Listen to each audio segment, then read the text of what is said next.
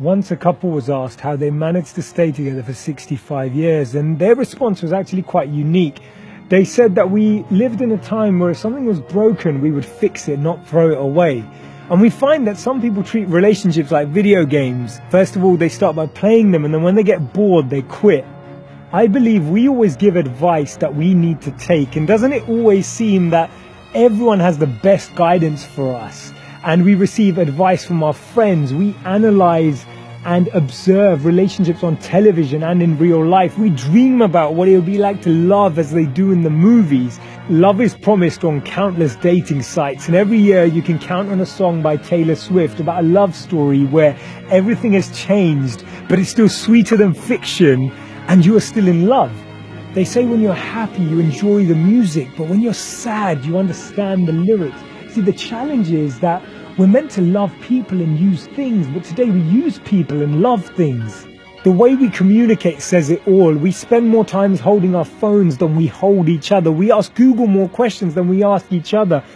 A lot of problems in the world would disappear if we stopped talking about each other and started talking to each other. If we didn't just share all our issues with everyone but talked one-on-one, then we could actually strike up a connection, strike up a conversation, strike up a discussion, a dialogue that helps us solve the unsolvable problems, the challenges that we're dealing with on a daily basis.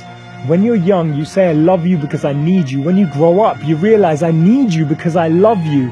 And this is what happens when two people who understand themselves come together. They actually are able to enhance each other's potential. See, relationships are not about compromises. They're actually about empowering the other person to achieve their goals, helping them grow to become the individual they deserve to become, that they can become.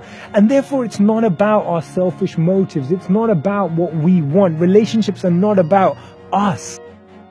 See, what usually happens is that two people come together to complete each other. They come together and they depend on each other. And this dependence leads to a drain. And this drain leads to more pain and insight into what it feels like to constantly have someone who depends on you for everything. That starts to create a barrier or a bitterness between the two individuals, where actually one starts to feel that they're actually carrying the other person the whole way through.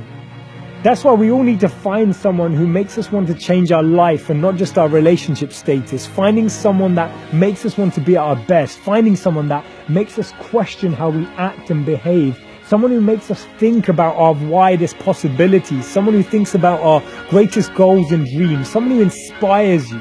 Someone who inspires you to make a difference in your life and the life of others. You need to go out and find them.